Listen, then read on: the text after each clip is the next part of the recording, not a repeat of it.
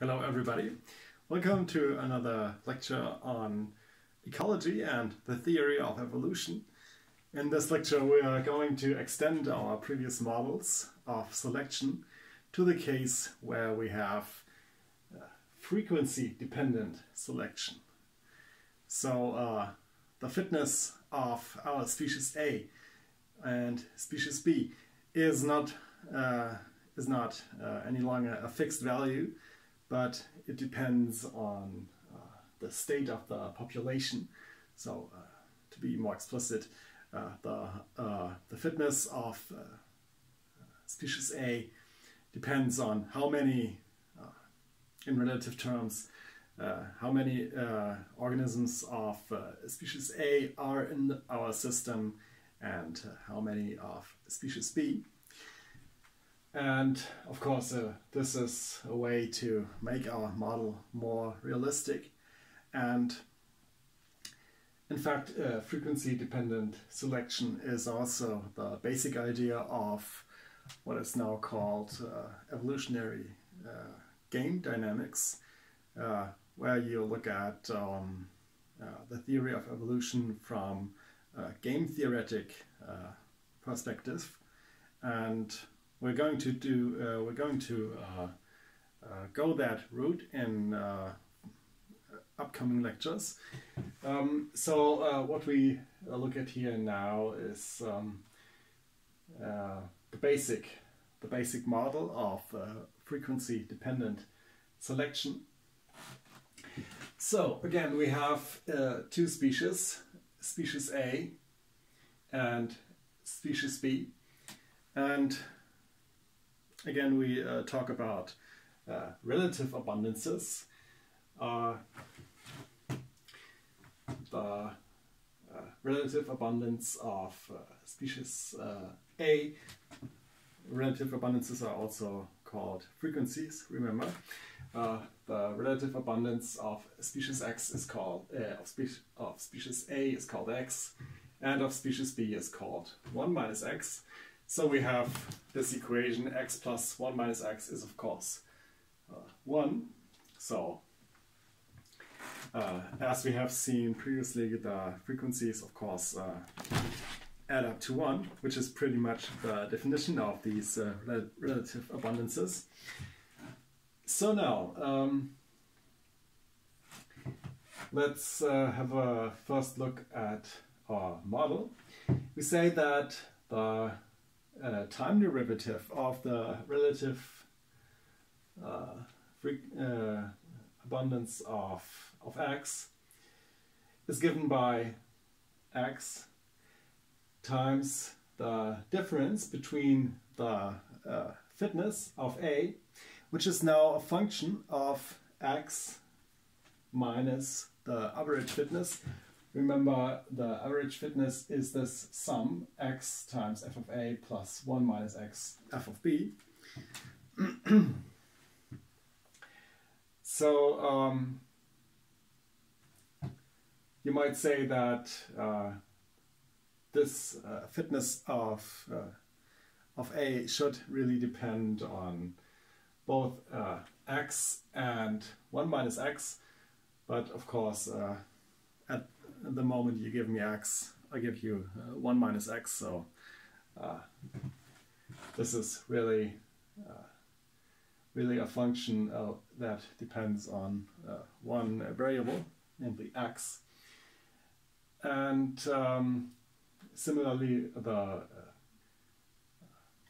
dynamics of species B is given by a time derivative of y is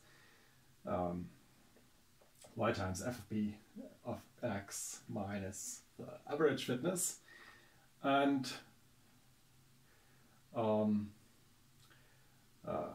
we can make things a little more easy just for writing by introducing a new function, g of x, which is just defined to be the difference of f of A minus f of b, so the difference between the fitness values of the two species. And Now what can we say about such a model? Of course, this is at the moment all very abstract. We haven't specified these functions f of a and f of b, and of course the function g of x for that matter, and we shall do so later. But for now, all we are saying is these are functions that are not fixed, but depend on x. And well, what can we say at this level of generality?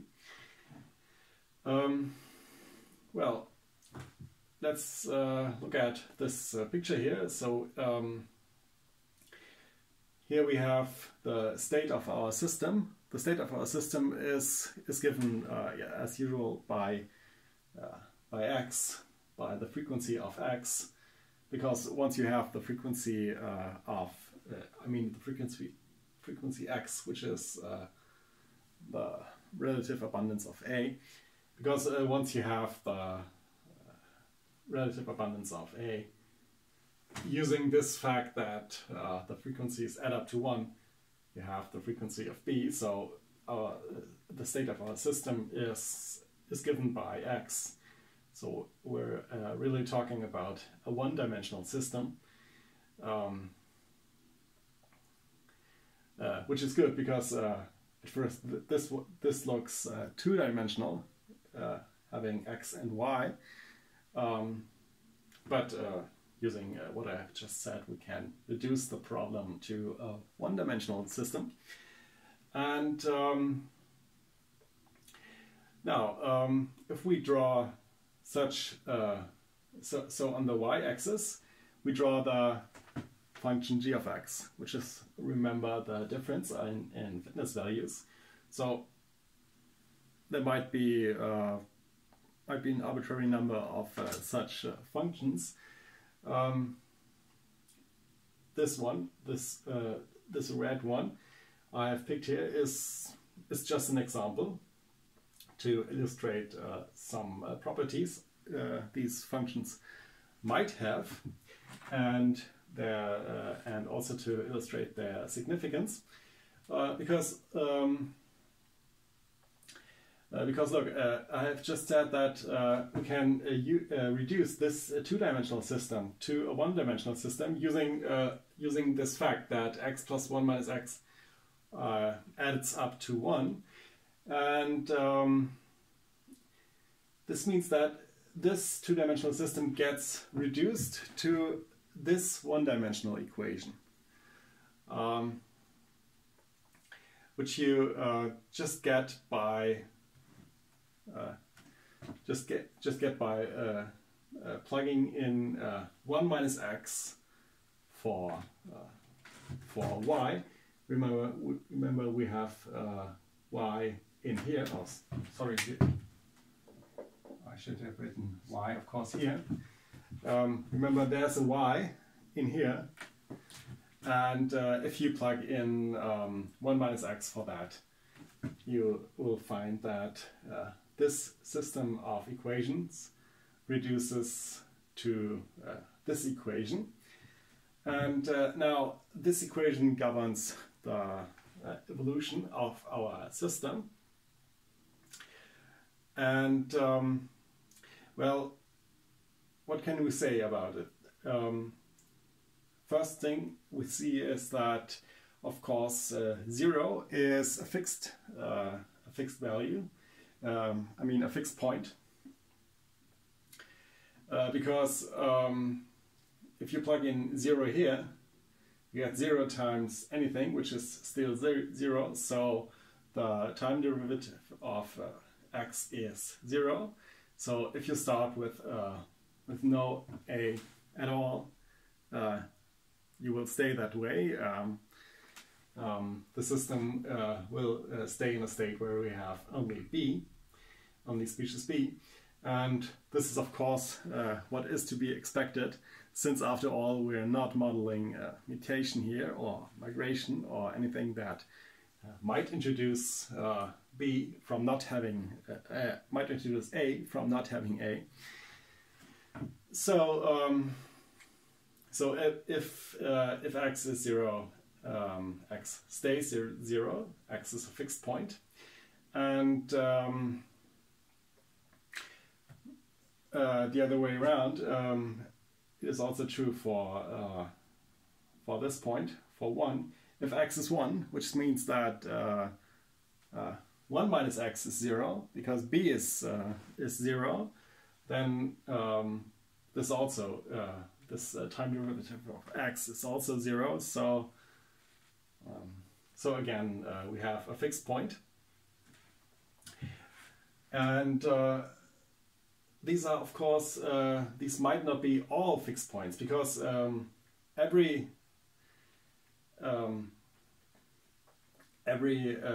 state of the system, every value x that makes this function g of x 0, makes the time derivative of x 0.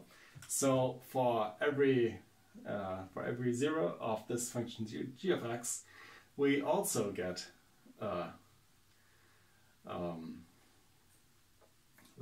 we also get a fixed point, and we can see these fixed points here. So this is this red one again. Remember, it's g of x. So this is a fixed point, because here g of x is 0. This is a fixed point. And if you pick some other example of a function g of x, you might get even more or less fixed points. And what we also can do is we can also discuss the stability of these fixed points, because remember, g of x is the difference f of a minus f of b. So if g of x is greater than 1, I mean greater than 0, this means that species A is more fit than species B for a given value x. So here, for example, we have that g of x is greater than 0, so f of a is greater than f of b, and this means that the frequency of x will go up until you meet this point where g of x drops to 0, and thus we have this direction of evolution. And coming from the other side, we see that g of x is smaller than 0, so that x decreases, and it decreases towards this fixed point. So we see that this fixed point is stable, because from both sides evolution tends to this fixed point. So this one is stable. And what about the other one? This one is unstable, because if you are on the right of it, you have g of x is greater than 1, then evolution goes this way, and to the left it goes this way, because g of x is smaller than 1. So this fixed point is repelling.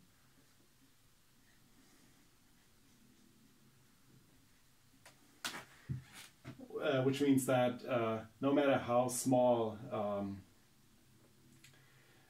your deviation from this fixed point is, you will end up in one of the other fixed points. So if you start here, a small, tiny amount from this unstable fixed point away, you will end up in this stable fixed point. And starting here, you will land in this fixed point, 1, which is also a stable fixed point, as you can argue by looking at g of x again. This is all for this basic model of frequency-dependent selection.